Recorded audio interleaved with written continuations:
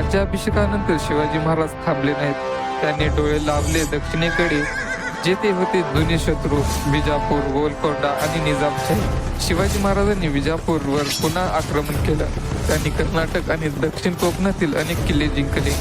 त्यांचं लक्ष होतं विजापूरचा कमजोर झालेला सुलतान. गोलकोंड्याचा निजाम हा शिवाजींशी वेळोवेळी युती करत होता, पण त्याच्यावर विश्वास ठेवणे धोकादायक होतं. महाराजांनी रणनीतीने दक्षिणेकडील किल्ल्यांवर कब्जा केला. शिवाजी महाराजांनी विल्लोरचा भक्कम किल्ला आपल्या आधिपत्याखाली घेतला. हा तामिळनाडूच्या दक्षिण मराठी मोहिमेचा अत्यंत महत्वाचा टप्पा होता. जिंजी हा एक दुर्गम आणि प्राचीन किल्ला होता. याच किल्ल्यावर पुढे संभाजी महाराजांच्या मृत्यूनंतर मराठ्यांनी आधार घेतला. शिवाजी महाराजांनी दक्षिण भारतात आपलं वर्चस्व निर्माण केलं. त्यांनी यामध्ये राजकीय बुद्धिमत्ता, सामंजस्य आणि रणशौर्य या तिन्हीचा वापर केला. स्वराज्य आता महाराष्ट्रात नव्हे तर दक्षिण भारतातही पोहोचलं होतं.